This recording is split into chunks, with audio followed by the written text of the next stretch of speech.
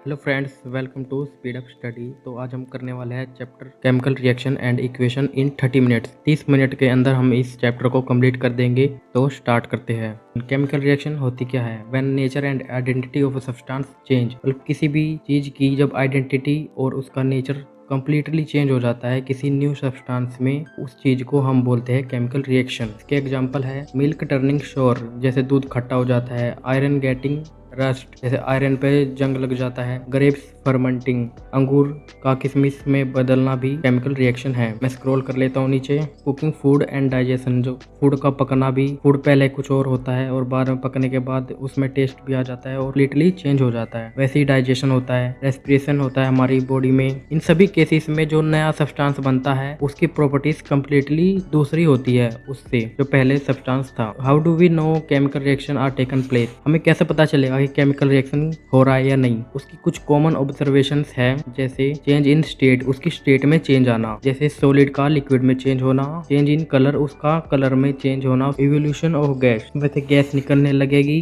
Bubbles की form में या स्मेल की फॉर्म में। चेंज इन टेम्परेचर, उसके टेम्परेचर में चेंज आएगा। हीट प्रोड्यूस होगी या हमें हीट देनी होगी केमिकल रिएक्शन में। तो हमारी केमिकल रिएक्शन होती है कंप्लीट। अब हम करेंगे केमिकल इक्वेशन। तो what is chemical equation? Chemical equation जो होती है वो एक सिंबॉलिक रिप्रेजेंटेशन होती है केमिकल रिएक्शन की। मतलब जो केमिकल रिएक्शन है उसे हम सिंबल्स की फॉर्म में हम रिप्रेजेंट कर देते हैं, तो हम उसे केमिकल इक्वेशन बोलेंगे। मतलब जो इक्वेशन बना दी हमने केमिकल रिएक्शन की, उसी को हम केमिकल इक्वेशन बोलेंगे। फॉर एग्जांपल एक्टिविटी 1.1 में है burning magnesium ribbon. Magnesium plus oxygen मिला के जो बनता है मैग्नीशियम ऑक्साइड, आप अपनी एनसीईआरटी में भी देख सकते हैं। उसमें जो रिएक्टेंट्स गाइस क्या होते हैं? रिएक्टेंट्स होते हैं substance which take part in reaction, जो रिएक्शन में पार्ट लेते हैं। फॉर एग्जांपल मैग्नीशियम और ऑक्सीजन। प्रोडक्ट क्या होता है गाइस? प्रोडक्ट होता है जो लास्ट में हमें रिजल्ट मिलता है रिएक्शन का, उसे हम प्रोडक्ट बोलते हैं। उसमें एक न्यू सब्सटेंस फॉर्म होता है जो टोटली रिएक्टेंट से डिफरेंट होता है, जैसे मैग्नीशियम ऑक्साइड। इस रिएक्शन में मैग्नीशियम प्लस ऑक्सीजन मिलके हमें क्या दे रहे हैं? मैग्नीशियम ऑक्साइड, जो कि एक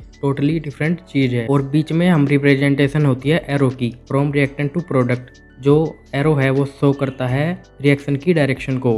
chemical and symbolic equation, we use chemical formula instead of words. हम जो वर्ड्स के बिना हम जो केमिकल इक्वेशन भी लिख सकते हैं, जैसे Mg होता है मैग्नीशियम, O2 होता है ऑक्सीजन, और ये दोनों हम क्या दे रहे हैं प्रोडक्ट में? MgO, magnesium oxide. इसी फॉर्म को हम बोलते हैं symbolic representation of chemical reaction. This is a skeletal unbalance chemical reaction because atoms on both side are not equal. ये रिएक्शन एक अनबैलेंस रिएक्शन है क्योंकि वो दोनों साइड एटम्स की जो काउंटिंग है वो अलग अलग है। फॉर एग्जाम्पल यहाँ ऑक्सीजन 2 है और यहाँ पे 1 है, तो यहाँ पे अनबैलेंस है। Balance chemical equations, balance chemical equations क्या होती है? A chemical equation in which the number of atoms of each element is equal on both sides are called balance chemical equation. Balance chemical equation को ऐसे समझिए जैसे दोनों side, जैसे तराजू होता है, दोनों साइड सेम इक्वल वेट रख देते हैं तो वो बैलेंस हो जाता है। वैसे ही जैसे यहाँ पे मैग्नीशियम 1 है, यहाँ पे भी 1 है, यहाँ पे ऑक्सीजन 2 है तो यहाँ पे ऑक्सीजन 1 है, तो ये अनबैलेंस है। अगर यहाँ पे भी 2 होता, ऑक्सीजन का जो नंबर है वो 2 होता, तो ये बैलेंस हो जाती। Why they are needed? Chemical equation का जो बैलेंस होना क्यों जरूरी है? क्योंकि law of conservation of mass in a chemical reaction, mass is neither be created nor be destroyed. हमें law of conservation of mass कहता है कि मास कभी खत्म नहीं हो सकता और कभी बनाया नहीं जा सकता। This means total number of atoms each element must be same on both side of equation. Example zinc plus hydrogen sulphate, जो फिर यहाँ पे ये बन जाएगा ZnSO4 प्लस H2। यहाँ पे Zn1 है, जिंक 1 है, यहाँ पे भी जिंक 1 है, यहाँ पे 2 है, हाइड्रोजन 2 है, यहाँ पे भी हाइड्रोजन 2 है, यहाँ सल्फर 1 है, यहाँ पे भी सल्फर 1 है, ऑक्सीजन 4 है, ऑक्सीजन 4 है। तो ये एक बैलेंस केमिकल इक्वेशन है। Here then HSO atoms are equal in LHS and RHS। यहाँ पर जिंक, हाइड्रोजन, सल्फर, ऑक्सीजन जो एटम्स है वे दोनों साइड सेम है। फिजिकल स्टेट एंड कंडीशंस, जो नीचे S लिखा होता है उसका नाम होता है सॉलिड, नीचे L का मतलब लिक्विड, G का मतलब गैस, AQ का मतलब एक्वस, डिजोल्व इन वाटर। जो एक्वस है वो डिजोल्व हो जाता है वाटर में। Balance equation with states. जो ये नीचे होते हैं इन्हें स्टेट्स भी बोलते हैं, जैसे 3Fe S मतलब सॉलिड। आयरन यहाँ पे सॉलिड है। 4H2O G जो 4H2O है वो गैस की फॉर्म में है। ये हमें प्रोडक्ट दे रहा है Fe3O4 जो कि सॉलिड में प्रोडक्ट मिल रहा है, प्लस 4H2 भी गैस रिलीज हो रही है इसमें। टाइप ऑफ केमिकल रिएक्शन, कितने टाइप की केमिकल रिएक्शन होती है? टाइप ऑफ केमिकल रिएक्शन, पहली टाइप है कॉम्बिनेशन रिएक्शन, व्हेन टू और मोर सब्सटेंस जो एलिमेंट हो सकते हैं, कंपाउंड हो सकते हैं, combine form a single product. The reaction is called combination reaction. जिस रिएक्शन में दो से या उससे ज्यादा रिएक्टेंट्स मिलके एक सिंगल प्रोडक्ट बनाते हैं उसे हम बोलते हैं combination reaction. For example CaO solid plus H2O liquid हमें क्या बनाता है? कैल्शियम हाइड्रोक्साइड एक्वस में, प्लस हीट भी निकलती है इसमें। अ सॉल्यूशन ऑफ, जो सॉल्यूशन है सिलिक लाइम का वो हम व्हाइट वॉशिंग में यूज करते हैं। ये 1 नंबर में आ सकता है पेपर में। Calcium hydroxide aqueous plus carbon dioxide gas हमें क्या देता है? CaCO3S सॉलिड में प्लस H2O लिक्विड में। कैल्शियम कार्बोनेट देता है प्लस वाटर देता है। CaCO3 equal to calcium carbonate. तो कैल्शियम कार्बोनेट लेयर है वो एक स्मूथ और शाइनी होती है। CaCO3 equal to calcium carbonate. जो पुट्टी होती है वॉल पे दीवारों पे करते हैं वाइट वाली, तो वो ही दीवार को शाइनी बनाती है, उसी का यूज होता है। हमारी वो पुट्टी जो करते हैं उसी को कैल्शियम कार्बोनेट बोलते हैं। अदर एग्जांपल्स हो जाएंगे carbon solid plus O2 gas equal to CO2 gas, 2H2 gas plus oxygen gas equal to 2H2O liquid. Hydrogen gas और ऑक्सीजन में गैस मिल पानी बनता है H2O water. When heat is released along the product the reaction is exothermic. Guys जिस रिएक्शन में heat release हुई, जिस रिएक्शन में हीट निकले उस रिएक्शन को बोलते हैं एक्सोथर्मिक रिएक्शन। तो हम एक्सोथर्मिक पढ़ने वाले हैं। और एंडोथर्मिक गाइस वो रिएक्शन होती है जिसमें हीट हमें खुद देनी पड़ती है, उस रिएक्शन को एक्सोथर्मिक रिएक्शन बोलते हैं। एक्सोथर्मिक रिएक्शन हीट और एनर्जी इज रिलीज, जिसमें हीट या एनर्जी रिलीज होती है। Example burning of natural gas CH4 methane जो जलती है plus 2 oxygen equal to CO2। For example burning of natural gas CH4 gas plus 2O2 gas equal to CO2 gas plus 2H2O gas plus heat. तो ये भी एक exothermic reaction है। Respiration glucose react with oxygen to give CO2 water and energy. Decomposition of organic matter into compost, किसी भी चीज का गलना सड़ना खाद में बनना, उसे भी हम एक्सोथर्मिक रिएक्शन बोलेंगे क्योंकि उसमें से भी हीट प्रोड्यूस होती है। Endothermic reaction energy is absorb, जिसमें एनर्जी एब्जॉर्ब होती है, मतलब खुद एनर्जी नहीं निकलती, हमें देनी पड़ती है और वो रिएक्शन एब्जॉर्ब कर लेती है सारी हीट को और एनर्जी को। हीट, लाइट, इलेक्ट्रिसिटी भी बोल सकते हैं इसमें। Many decomposition reactions are exothermic. अब आ जाते हैं गाइस डिकम्पोजिशन रिएक्शन में। When a single compound break down into or more simpler substance is called decomposition reaction. Next है decomposition reaction. Guys decomposition reaction वो रिएक्शन होती है जिसमें एक सिंगल कंपाउंड ब्रेक डाउन होके 2 और मोर सिंपलर सब्सटेंस देता है। इसे ऐसे समझ सकते हैं कि एक सब्सटेंस है वो खुद रिएक्ट होके कई सब्सटेंस दे देता है, उसे हम बोलते हैं डिकम्पोजिशन रिएक्शन। थर्मल डिकम्पोजिशन होती है जो हीट से होती है। थर्मल डिकम्पोजिशन में हमें हीट देनी पड़ती है जिससे उसका ब्रेकडाउन होता है। कैल्शियम कार्बोनेट सॉलिड फॉर्म में हमें क्या दे रहा है? Calcium oxide plus carbon dioxide gas. Calcium carbonate को हम बोलते हैं लाइमस्टोन और CaO को बोलते हैं हम क्विकलाइम। गाइस ये 1 नंबर में आ सकते हैं तो प्लीज इन्हें याद रखना। नेक्स्ट रिएक्शन है 2FeSO4 सॉलिड। ये हमें दे रहा है Fe2O3 solid plus SO2 gas और SO3 गैस। इस रिएक्शन में हमें मिलता है green ferrous sulphate, brown ferric oxide plus gases. 2PbNO3 solid equal to 2PbO solid plus 4NO2 gas plus oxygen gas. 2FeSO4 solid, इसे हम हीट देंगे तो ये बनेगा Fe2O3 सॉलिड प्लस गैस निकलेगी SO2 और SO3। इसे हम बोल सकते हैं ग्रीन फेरियस सल्फेट और ये बनेगा brown ferric oxide plus gases में। 2PbNO3 सॉलिड फॉर्म, इसे हम जब हीट करेंगे PbO सॉलिड फॉर्म में निकलेगा और 4NO2 गैस निकलेगी और ऑक्सीजन गैस भी निकलेगी। इसे हम बोलते हैं brown fuming of NO2 are seen. B. Electrolytic decomposition by electricity. Electrolytic decomposition होता है वो इलेक्ट्रिसिटी के द्वारा होता है। एक्टिविटी 1.7 में इलेक्ट्रोलिसिस हो रहा है ऑफ एसिडिफाइड वाटर का, जिस वाटर में थोड़ा सा एसिड है उसमें उसका इलेक्ट्रोलिसिस हो रहा है। Water decomposes into hydrogen and oxygen gases. जो वाटर है वो डिकम्पोज हो जाता है कि H2O जो है टूट जाता है, वो फिर क्या देता है, हाइड्रोजन गैस और ऑक्सीजन गैस, जिसमें हम बबल्स को फॉर्म होता हुआ देख सकते हैं ऑन बोथ इलेक्ट्रोड्स पे। जो भी इलेक्ट्रोड्स हैं उन दोनों पे हम बबल्स को फॉर्म होता हुआ देख सकते हैं। Volume of hydrogen collected is double that of oxygen because water has 2H atoms and 1O atom. Hydrogen है वो डबल होता है, डबल कलेक्टेड होता है ऑक्सीजन से, क्योंकि हाइड्रोजन तो 2 है तो वो डबल होगा और ऑक्सीजन का जो एटम है वो 1 है। सी. Photo decomposition. फोटो का मतलब होता है गाइस लाइट। जो डिकम्पोजिशन लाइट के द्वारा होती है उसे फोटो डिकम्पोजिशन बोलते हैं।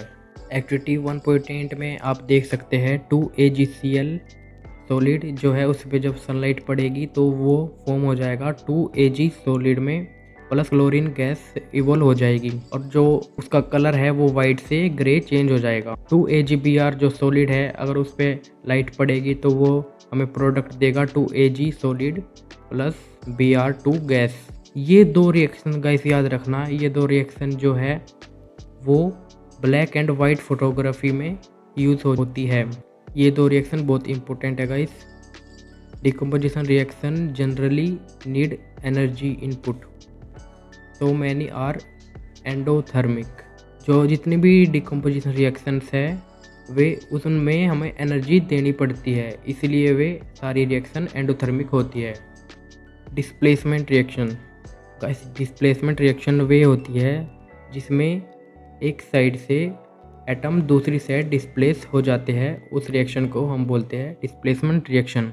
When a more reactive element displace less reactive element, मतलब जिसमें ज़्यादा रिएक्टिव वाला एलिमेंट डिस्प्लेस कर देता है, हटा देता है जो लेस रिएक्टिव एलिमेंट को उस कंपाउंड में से, उस रिएक्शन को बोलते हैं डिस्प्लेसमेंट रिएक्शन।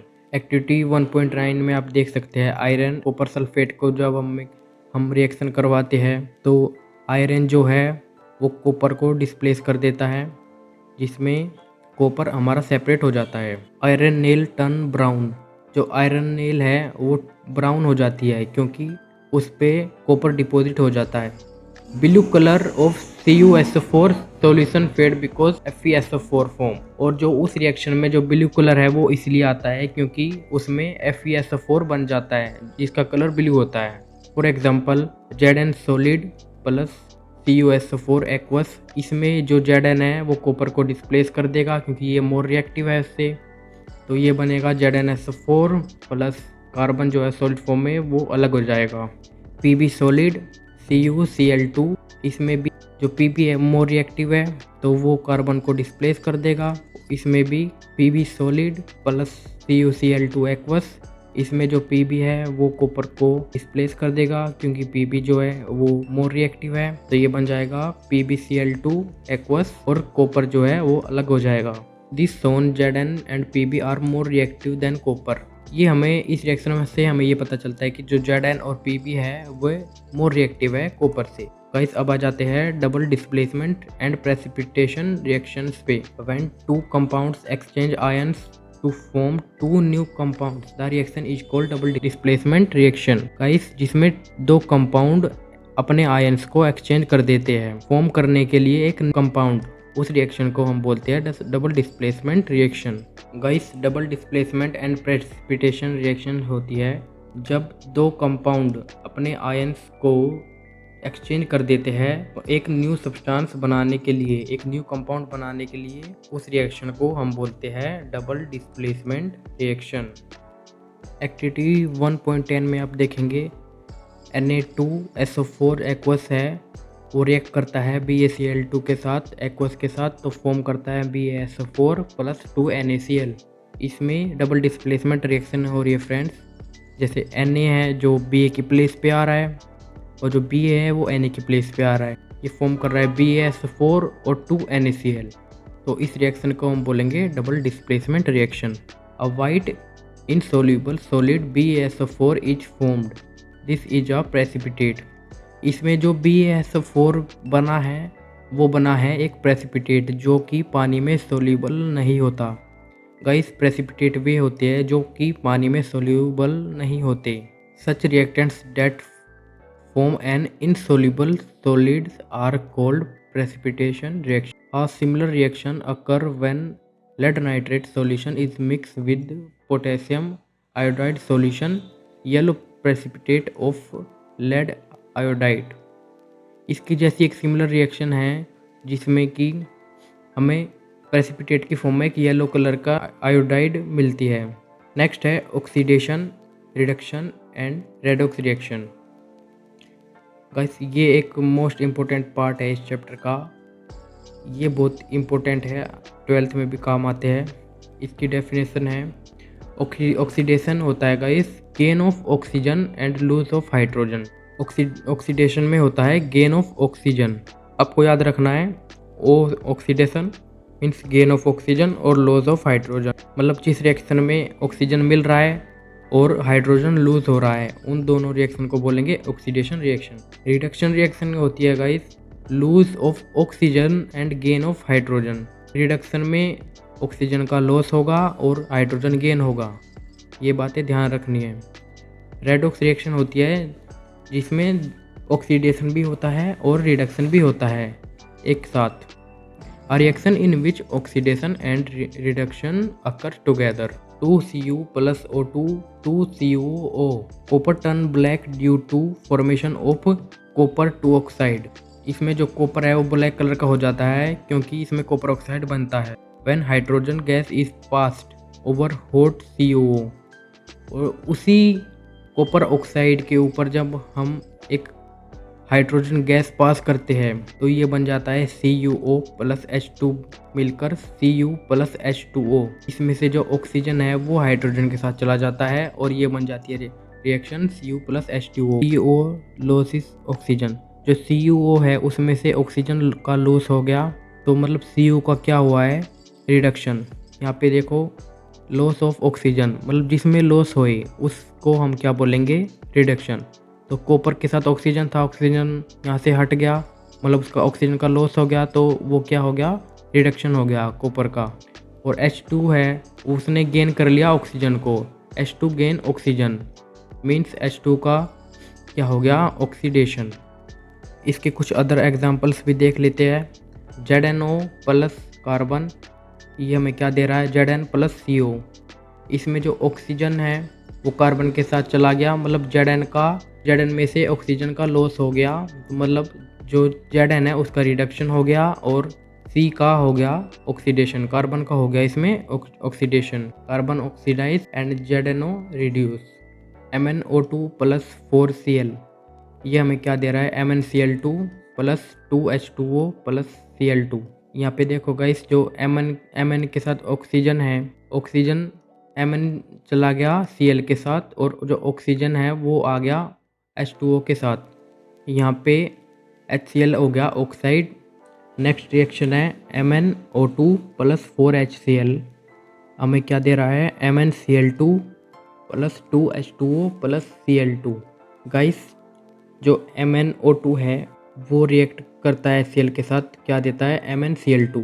जो MnO2 है उसमें से ऑक्सीजन लॉस हो गया, मतलब जिसमें से ऑक्सीजन का लॉस हो जाए वो क्या होता है रिड्यूस, मतलब MnO2 हो गया रिड्यूस और HCl है उसने ऑक्सीजन को ले लिया, मतलब कि गेन ऑफ ऑक्सीजन वो होता है ऑक्सीडाइज्ड, मतलब यहाँ पे जो HCl है वो हो गया ऑक्सीडाइज।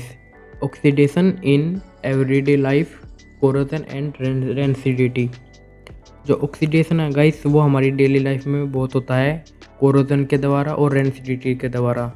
हमारा जो फूड है वो बासी हो जाता है, लेयर जम जाती है, रस्टिंग हो जाती है, तो हमारी डेली लाइफ में ऑक्सीडेशन होता रहता है। कोरोजन क्या होता है guys when metal are slowly eaten up by reactions in air.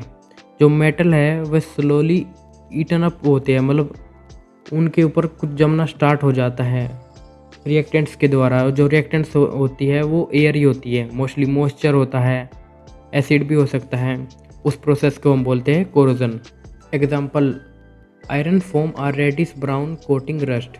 इसके एग्जाम्पल हो जाएंगे जो आयरन पे रेडिश ब्राउन कलर की जो लेयर जम जाती है, जंग जंग बोलते हैं मोस्टली उसे, तो वो भी कोरोजन है। सिल्वर फॉर्म में ब्लैक कोटिंग, आपने देखा होगा सिल्वर पे काले रंग की कोटिंग हो जाती है, वो भी कोरोजन है। कॉपर डेवलप्स आ ग्रीन लेयर, जो कॉपर भी एयर की मॉइस्चर की कांटेक्ट में आके एक ग्रीन लेयर बना लेता है, वो भी कोरोजन है। कोरोजन है वो बहुत सी चीज़ों को डैमेज करता है, जैसे कार की बॉडीज़ को डैमेज करना, रेलिंग्स को डैमेज करना, शिप्स को, और मैनी ऑफ मेटल ऑब्जेक्ट्स। और एनसीडीटी होती है guys when fats and oils in food get oxidise. मतलब जो हमारे फूड में जो फैट्स है, ऑयल्स है, वे ऑक्सीडाइज हो जाते हैं। They develop a bad smell and taste. मतलब एक सिंपल भाषा में बोले तो फूड का बासी हो जाना, उसे हम बोलते हैं रेंसिडिटी। तो उसे हम प्रिवेंट करने के मेथड होते हैं रेंसिडिटी से, मतलब बासी होने से बचाने के लिए जो मेथड होते हैं, use of air tight containers. हमें यूज़ करना चाहिए एयर टाइट कंटेनर्स जिसमें हवा पास ना हो। अगर फूड के अंदर ऑक्सीजन जाएगा ही नहीं तो वो ऑक्सीडाइज भी नहीं होंगे, तो जल्दी ख़राब भी नहीं होंगे, बचे रहेंगे। Adding antioxidant to food, food के अंदर एंटीऑक्सीडेंट्स मिला देते हैं। फ्लशिंग पैकेट्स होते हैं ऑफ चिप्स के, आपने चिप्स में देखा होगा फूले फूले रहते हैं, उसमें होती है नाइट्रोजन गैस जो उन्हें ख़राब होने से रोकती है। स्लो डाउन ऑफ ऑक्सीडेशन, जो उनकी ऑक्सीडेशन को स्लो डाउन कर देती है। अब नेक्स्ट है guys important definition for exam. Exam के लिए जो इम्पोर्टेंट डेफिनेशंस है वो आपको कौन कौन सी याद रखनी है मैं बता देता हूँ। आपको एक रखनी है केमिकल रिएक्शन वाली, chemical equation, balance chemical equation, combination, जितनी भी टाइप के रिएक्शंस है ना उन सब की आपको डेफिनेशन याद रखनी है। एक नंबर में आ सकती है, जैसे प्रेसिपिटेशन रिएक्शन होगी, एक्सोथर्मिक होगी, एंडोथर्मिक, ऑक्सीडेशन क्या होता है, रिडक्शन क्या होता है।